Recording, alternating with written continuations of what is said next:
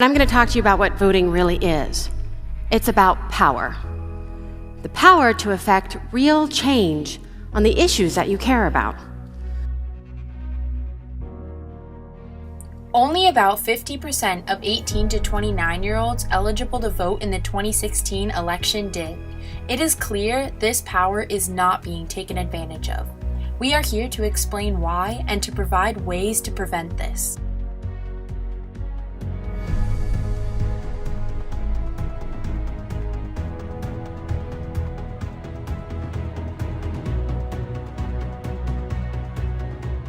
So I was 11 years old in 1971 when that amendment was adopted in the Constitution. It was adopted during the Vietnam War. The 26th Amendment was originally passed as a moral compromise.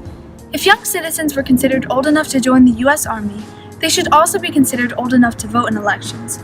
However, since its passage in March of 1971, the number of young voters ranging from ages 18 to 29 participating in elections has never quite reached the expected margins. Now, why have we not seen a surge? It's well known that the older voters, seniors, tend to be the most reliable and consistent voters, and that younger voters tend to be a little bit more sporadic in their voting patterns. I currently do not vote as I'm not registered to vote. No, I did not vote this year in the past election because I'm a college student and I started to fill out the registration form and it was a lot of questions.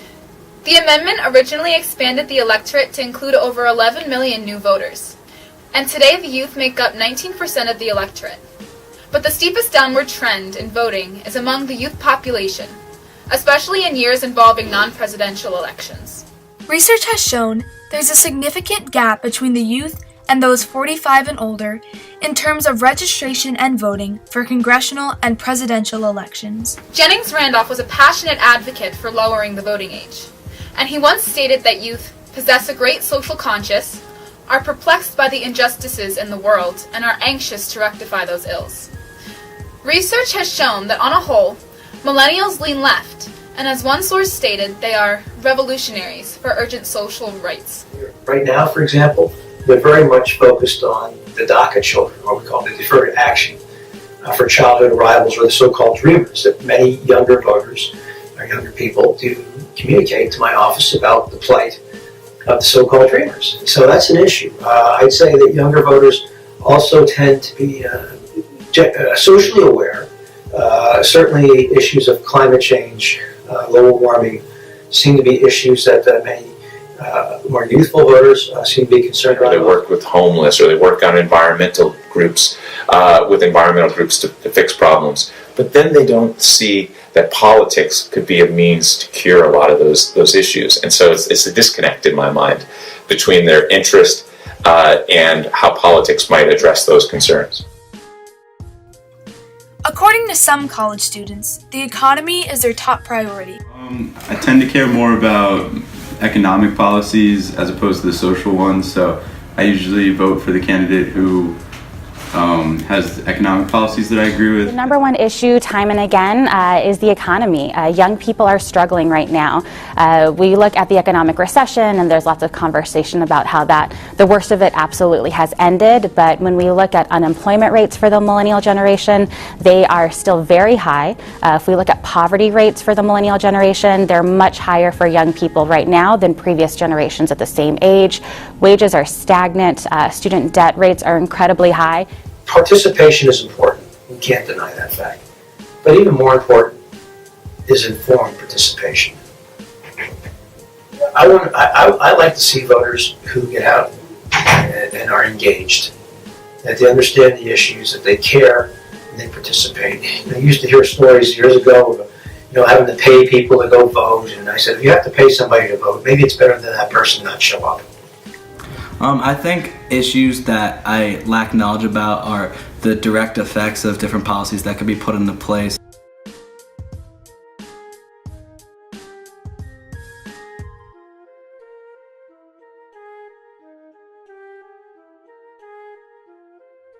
Contrary to what some may believe, there are actually many ways to register to vote and to get involved in political activity. Go out and be part of a campaign. Find candidates that you believe in, that you really think are going to matter and address the issues that you care about, and then go out and help them, campaign for them. Campaigns run on the energy of young people. There are also more efficient ways to register due to the National Voter Registration Act of 1993.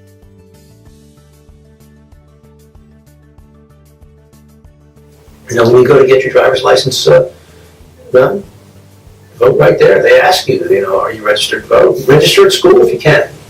It's an easy thing to do. When candidates run for office, we always had voter registration forms with us.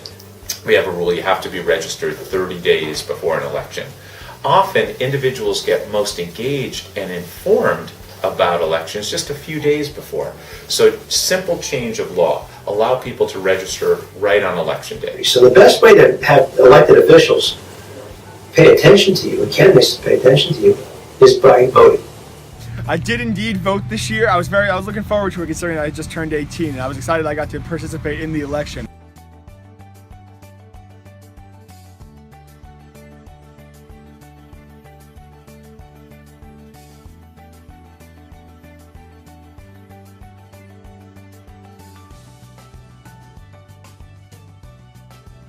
No matter what you do in your lives as young people, some of you will go into journalism, some of them will go into science or math or engineering or healthcare, and you're going to find out that that the government and public policy touches virtually everything that you do. Soon, the millennial generation will be the dominant force in politics, but there's going to be a drastic disconnect between Washington and the youth if they do not get out and vote and realize just how much power the 26th Amendment has given them. It has given them a voice, and now they must use it. The line it is drawn and the curse it is cast. The slowest one now will later be fast as the present now will later be past. The order is rapidly